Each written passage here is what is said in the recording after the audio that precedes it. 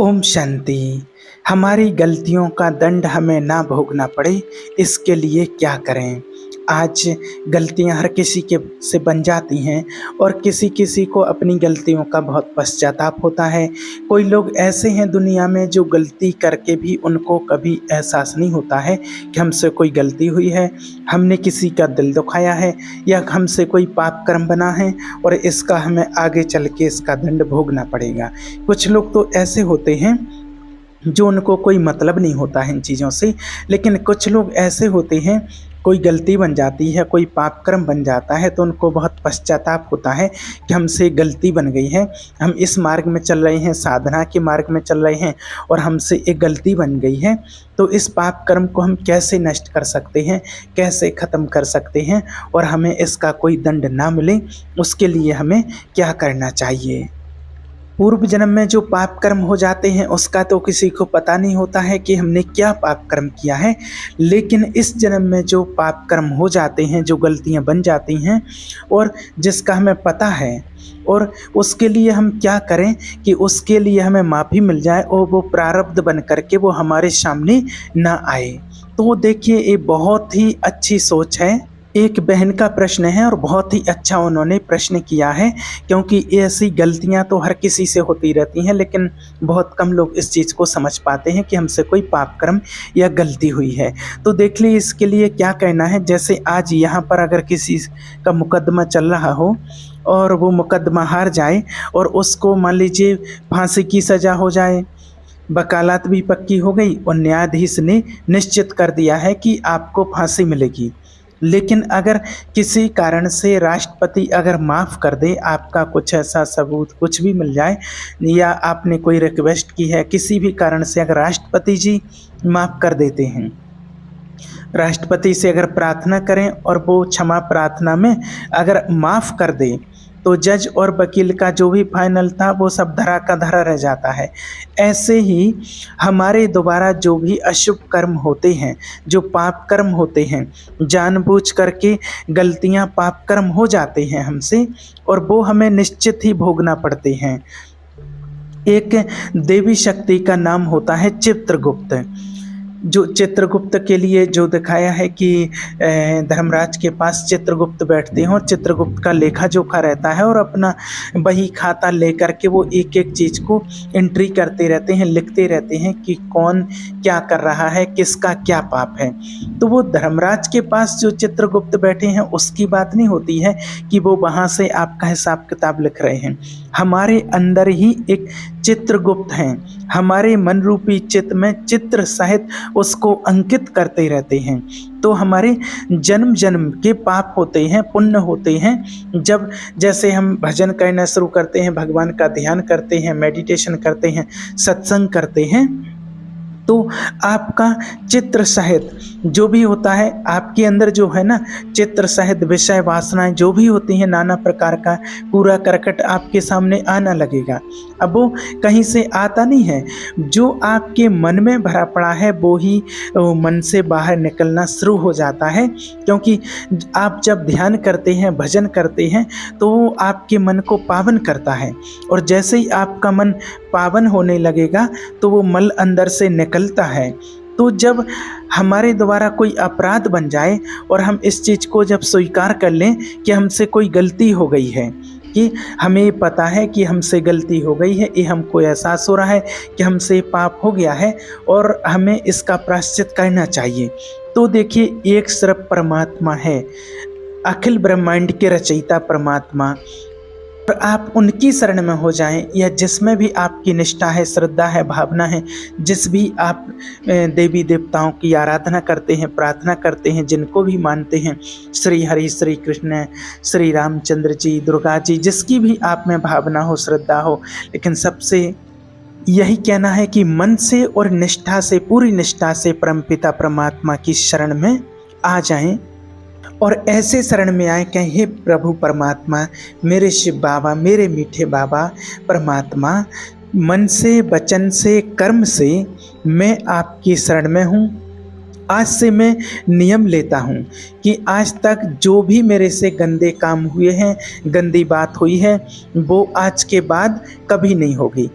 और हम भगवान का जब ध्यान करेंगे आपके अंदर वो पावर आएगी। इसके लिए सबसे अच्छी जो विधि है जो हमें परमात्मा ने पहले से ही बताई है कि अगर इस जन्म में जो पाप कर्म हुए हैं उसका आपको प्रायश्चित करना है, पूर्व जन्म के जो पाप कर्म हैं उसके लिए हमें परमात्मा को याद करना है और उस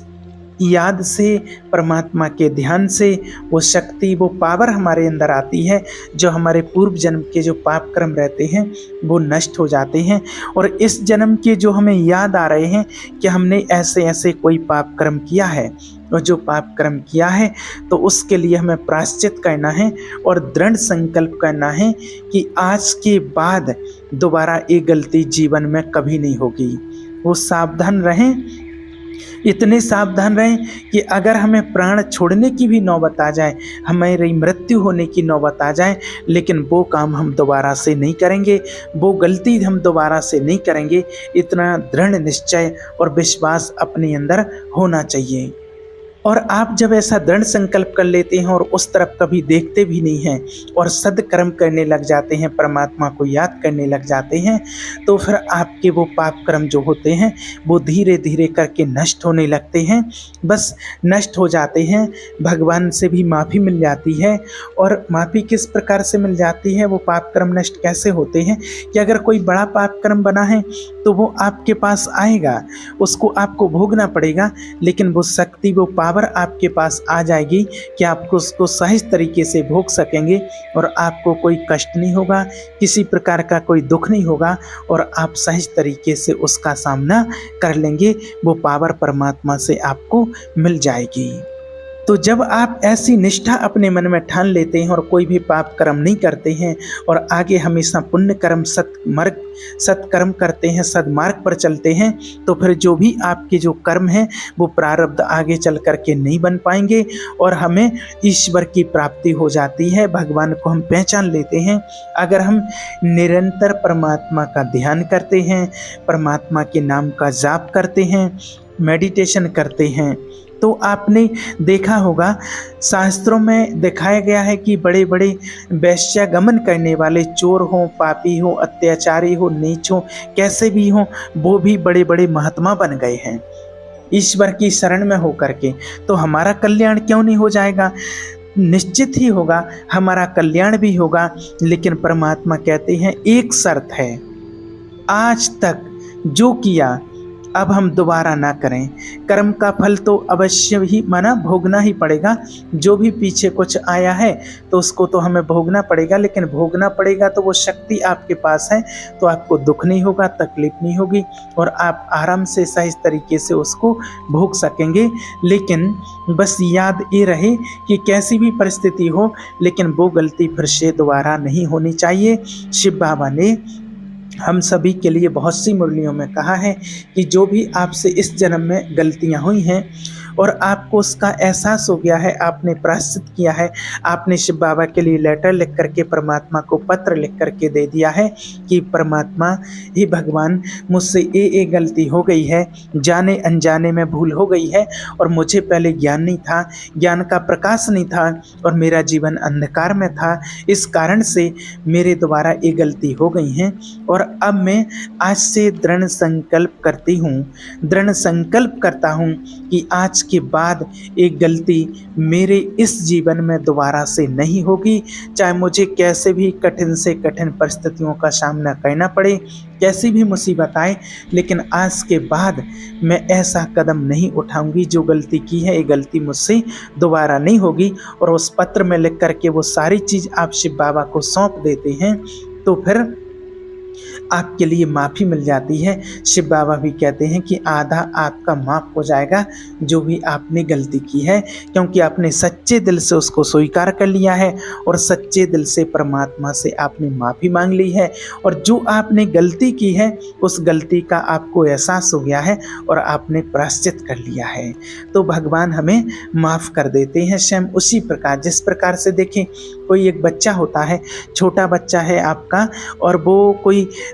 जैसे बाहर गया है, कुछ गलत काम करके आ गया है, किसी को मार के आ गया है, किसी के यहाँ से अगर कुछ चुरा लिया है या कोई और भी गलती हो जाती है किसी ना किसी प्रकार की, अब वो उस टाइम पर घबरा जाता है, उसको पता नहीं रहता, किसी की बातों में आकर या अपने मन से या किसी कारण बस वो चोरी कर लेता है, कुछ भी कर लेता है। अब उसको जब बाद में एहसास होता है, वो बहुत डर जाता है, पश्चाताप होता है और माँ बाप के पास सीधा आता है और रोने लगता है और कहता है, माँ मुझे माफ़ कर दो और मेरे से गलती हो गई। पिताजी से कहता है, आज के बाद मैं ऐसी गलती नहीं करूँगा, ये मुझे माफ़ कर दो पिताजी, मुझे बचा लो।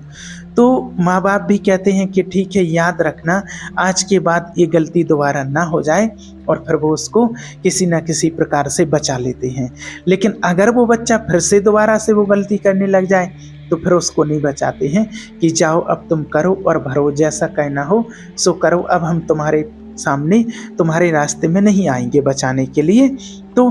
लौकिक माँ बाप भी नहीं बचाते हैं फिर, और एक बार गलती की है, उसको पश्चाताप हो गया है, तो लौकिक माँ बाप भी उसको उस गलती से बचा लेते हैं। तो सेम इसी प्रकार भगवान भी हमारा माता पिता है। हम कहते भी हैं, तुम ही हो माता, चा पिता तुम ही हो बंधु, चा सखा, हम सभी कहते हैं उसके लिए। तो अगर कोई गलती बन गई है और उसको दिल से हम बता देते हैं कि ऐसी ऐसी इस जीवन में हमसे गलती हुई है, तो भगवान भी आपका आधा माफ़ कर देता है। लेकिन बस याद यही रहे कि वो गलती दोबारा से नहीं हो। अगर दोबारा से वो गलती हो गई तो जो पूर्व में माफ़ कर दिया है वो भी आपके पास लौट करके आ जाएगा। इसलिए बस यही सोचना है कि पूर्व जन्म का है उसको हमने किसी न किसी प्रकार से भोग लिया है, और अभी जो भी पाप कर्म बना है तो परमात्मा की शरण में आकर के भगवान को पहचान करके और योगाग्नि के द्वारा हम उसको नष्ट कर देते हैं। उन पाप कर्मों को हम नष्ट कर देते हैं और फिर वो सारे कर्म नष्ट हो जाते हैं जो हमने किए हुए हैं। और एक बात और देखिए, हमारे जो पाप कर्म है वो नष्ट तभी होंगे जब हम उत्तम साधना करेंगे, परमात्मा की उत्तम भक्ति करेंगे। जो भक्त आत्माएं होती हैं वो श्रेष्ठ उत्तम भक्ति करें, और जो परमात्मा के बच्चे हैं, भगवान को जानते हैं, और वो उत्तम साधना करें। जब उत्तम साधना करेंगे तभी हमारे पाप कर्म नष्ट होंगे। ऐसे साधारण जैसे कोई भक्ति करते हैं तो 2-4 माला फेर ली, या फिर जो ज्ञान में है तो बस थोड़ी देर उठे, बाबा के पास बैठ गए, थोड़ा अमृत वेला में झुट के आ रहे, बैठे हैं, कि कभी उठे कभी नहीं उठे, और कभी शाम का मेडिटेशन हुआ कभी नहीं हुआ, बस बैठे हैं, गाड़ी चल रही है, मुरली सुनाए कभी नहीं गए, आज नहीं उठ पाए अमृत वेला, कल उठ जाएंगे, माने ऐसे चल रही, और लगता है कि हम तो बहुत पुरुषार्थ कर रहे हैं, अच्छे से चल रहे हैं, हमारे जीवन का नियम अच्छे से चल रहा है। ये नहीं, ये दिखावटी है। या जो भक्ति मार्ग में है, कह रहे हमने तो 2 माला फेर ली, 4 माला का जाप कर लिया है, अब तो ये हो जाएगा, अब तो हमें पाप कर्म हमारे नष्ट हो जाएंगे। तो इस प्रकार से आपके पाप कर्म नष्ट होने वाले नहीं हैं, इस बात का आप ध्यान रखना। उसके लिए चाहिए आपको उत्तम साधना। इसके लिए आपको करना है निरंतर परमात्मा के नाम का जप, एकदम ध्यान करना है, मेडिटेशन करना है, एकदम ऊंची कोटि की साधना करनी है। मन वचन कर्म से आपको भगवान को याद करना है, और एकदम एकांत में जा कर के बैठ जाएं। अमृत वेले ब्रह्म मुहूर्त, अगर कोई हमसे बड़ी गलती बन गई है, कोई पाप कर्म है, तो बिल्कुल 3 और 3:30 बजे से उठ करके एकदम एकांत में, एकदम ज्वाला स्वरूप मेडिटेशन, एकदम खो जाएं परमात्मा की याद में। एकदम मैं और मेरा बाबा, 2 के अलावा तीसरा तो कोई है ही नहीं, और एकदम उच्च कुल की साधना, एकदम ज्वाला स्वरूप योग अग्नि में अपने स्वरूप को देख करके उसमें टिक जाएं, और एकदम 2 घंटे तक कुछ भी याद ना आए, पूरे मन वचन कर्म से। और इसी प्रकार से शाम को भी, और बीच में दिन में कोई भी पाप कर्म, कोई भी ऐसी गलती ना हो, और एकदम साधना में लीन हो जाएं। फिर देखना आपकी कैसे पुकार नहीं सुनते हैं, और आपके जो पाप कर्म हैं वो आपके पाप कर्म कैसे नष्ट नहीं होते हैं। और जब लंबे समय तक आप ऐसी साधना करते हैं, शिव बाबा को याद करते हैं, परमात्मा का ध्यान करते हैं, तो आपका नाम दृढ़ हो जाता है, संकल्पों में आपके अंदर मन में दृढ़ हो जाता है, और फिर आप चलते फिरते, खाते पीते, कहीं भी करते हुए आप परमात्मा को याद कर सकते हैं। और जो आत्माएं परमात्मा का ध्यान करती हैं तो वो आत्मा निष्पाप हो जाती हैं, और वो परमात्मा को प्राप्त कर लेती हैं, ईश्वर को प्राप्त कर लेती हैं। कहा जाता है निर्मल मन जन सो मोहि पावा, माने कि निर्मल मन जो होता है वो परमात्मा की याद से होता है। जितना हम परमात्मा को याद करते हैं उतना हमारा मन निर्मल होता जाता है, पावन होता जाता है, और पावन मन ही परमात्मा को अति प्रिय लगता है, भगवान को अति प्यारा लगता है। तो आप पाप तो आज किसी से भी बन जाता है, पाप कर्म तो गलतियां किसी से भी हो जाती हैं, लेकिन उसका उपाय है, और ये जो आपको उपाय बताया है परमात्मा का ध्यान करना, तो आपको फिर उस पाप कर्म से छुटकारा मिल जाएगा, मुक्ति मिल जाएगी। लेकिन अगर कोई भगवान का बनकर ध्यान करते हुए, साधना करते हुए, भक्ति करते हुए, परमात्मा की वाणी को सुनते हुए, और फिर अगर कोई पाप कर्म करता है तो फिर वो तो सुधरने वाला नहीं है, और वो तो बहुत गंदी आत्मा है, और फिर उसको उस पाप कर्म की सजा तो भोगनी ही पड़ेगी। अब किस प्रकार से होता है, देखिए आजकल दुनिया में लोग क्या समझते हैं कि हमसे कोई गलती हो गई, कोई पाप कर्म हो गया, और हम गंगा नहाने जा रहे हैं। अब जा रहे हैं गंगा नहाने, और गंगा नहाने जा रहे हैं, गंगा जी में नहा रहे हैं, स्नान कर रहे हैं,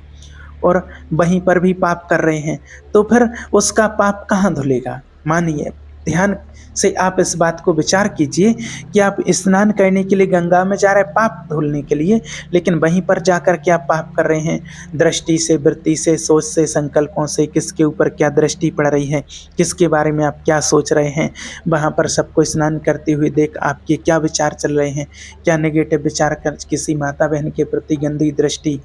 तो जब वहीं पर ऐसा हो रहा है तो फिर आप कहाँ जाएंगे पाप धोने के लिए, आप खुद विचार कीजिए। इसी प्रकार से भगवान का ध्यान करने से हमारी आत्मा शुद्ध पवित्र बनती है, निष्पाप होती है, हम आत्माएं पावन बनते हैं। और अगर उन्हीं का ध्यान करते हुए, नाम जप करते हुए, परमात्मा को याद करते हुए, और अगर आप नए पाप करने लगे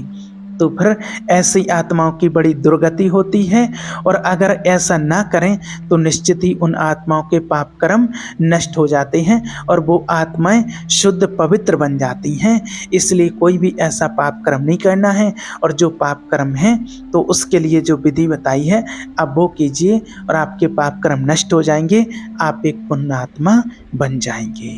ओम शांति।